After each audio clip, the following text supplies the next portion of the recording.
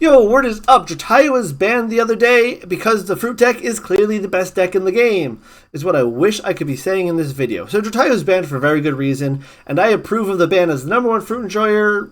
Yeah, this sucks that it's banned, but if it wasn't banned, we would have more problems than it staying legal would bring. So let's talk about the ban. Drataya was banned not because the fruit deck is too good, or I guess a portion of the fruit deck is too good. Drataya was banned because of an FTK deck that I would suggest you check out how the FTK deck works through like Elestrals or the Caster's Corners videos. They make good breakdowns on it. The short end, if you don't want to watch those videos, is the FTK deck is consistent.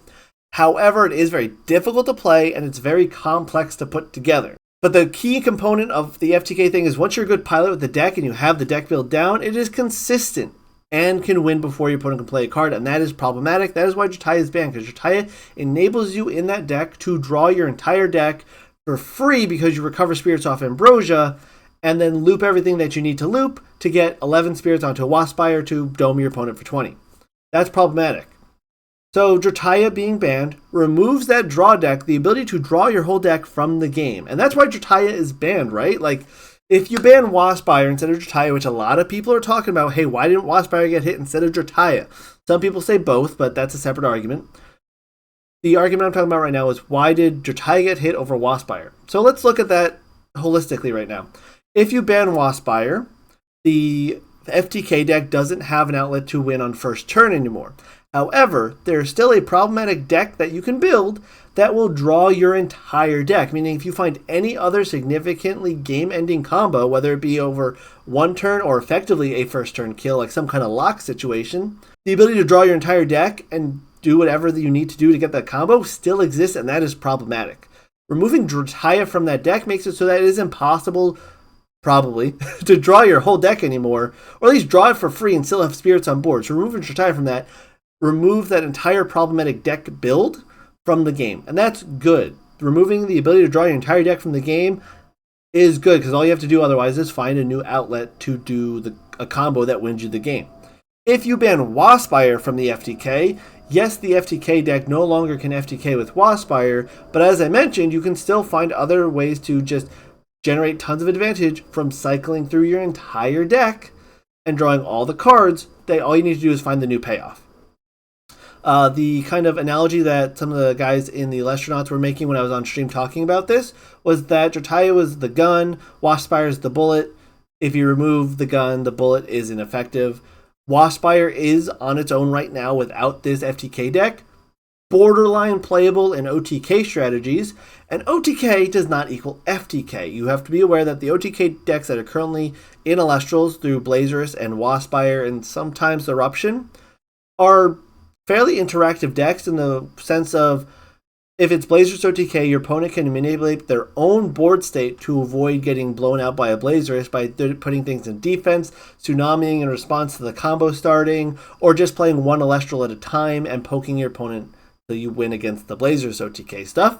Against the Waspire OTK package, which is the same deck as the Blazerus but removes the attack portion, if they play Spirit Efficient and just get a slight board advantage going where they can just punch you for a little bit of damage over time, you can't with Waspire, and then once you play Waspire, they Gorgons it anyway, or they see you go Helios and they respond with their own Helios from side deck. There's ways to interact it there, and it's no longer good. So Waspire is not good outside the context of this deck, basically. Now, I'm not saying Waspire might not be problematic and other combos might come out that make Waspire problematic in the future. I'm not saying that. But in this case, removing Drataya removes the problem and future problems that are clear and evident from happening, so the Drataya ban is good. Very good, actually, I think. And unfortunately, as a root player, I gotta wait till set 5 to get my new Drataya. Moving on, I want to make a point where, yes, there are cards that you can clearly look at and say, this will be a problem in the future. We've had that since base set and Elestrals, where we go look at, like, people look at the Circle of the Sky and like, hey, Circle of the Sky might be broken in the future. Waspire might be broken in the future. And I think that's fine to say, but it's cool that we get these powerful, strong, interesting tools in Elestrals now, when maybe future down the line, something like Helios, like Waspire, all these powerful, interesting cards that aren't good right now, could be powerful in the future, and it's cool that we get to play with them now because otherwise they'd never exist in Elestral. So I think it's cool that we get these powerful borderline, like you can see where you can break and abuse these cards in the future, but you get to play them right now when the format power level isn't that crazy. You don't have ways to loop and recur things outside the FTK that just happened. So I think that that's interesting, and that we get to play with powerful cards while they're not problematic, so that we don't have to worry about not ever getting to experience that in the end. That might be a little bit of a hot take, but I think it's interesting to have powerful cards that we know one day will be more problematic than they're worth, but hey, it's cool we get to play with them, and maybe they'll never be problematic, and we don't know that yet. So yeah, that's my kind of topic there. And on the limits real quick, so personally, I'm not going to spend much time here, but the limits I think are all pretty beneficial. I'm not a fan of limits normally. I understand that limits are great at stopping consistency, stopping things that have repeat effects or things that are overwhelming when you get multiples of them in a game. Something like Lavalith, playing 2 Lavalith against a lot of decks is a death sentence. So having 1 Lavalith, I understand it reduces the consistency, and it stops you from getting Lavalith number 2 pretty consistently, which is problematic and generally can win you a game on the spot. So the lava limit to 1 is fine. I also wouldn't have hated to see it banned, but I understand the 1 limit is fair enough.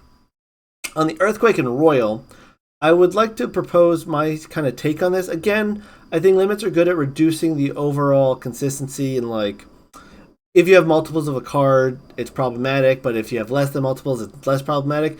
On the Royal Earthquake situation, there were decks that were running all of them at max copy, so you have 6 Invoke Runes that target and destroy something. Those decks abuse those cards to an extent, where having all 6 and they're always online are effectively the same card. By limiting them both to 1, you go from basically 2 cards at 3 copies for 6 total to kind of a pseudo 1 card with a max copy of 2 in your deck, so you can only run 1 Earthquake, 1 Royal. So you're reducing, it's almost like banning 1 Invoke Rune, like banning Earthquake completely or banning Royal completely without banning either of them and having them both somewhat in the game. So I think that's an interesting take on how to balance the kind of excessive suite of Invoke removal that has less restrictions, like something like Cryoblast, which doesn't hit a lot of targets. Earthquake hits every target, so yes, I could have seen it banned, but limited to 1 with Royal makes it so that they still exist to kind of help keep in check some of the big Elestrals in the format. So that's my take on the limits to 1, and that's my whole take on the overall ban. I think the ban is good and beneficial for the game. So thanks for listening to me, and I'll see you guys in the next video. Peace.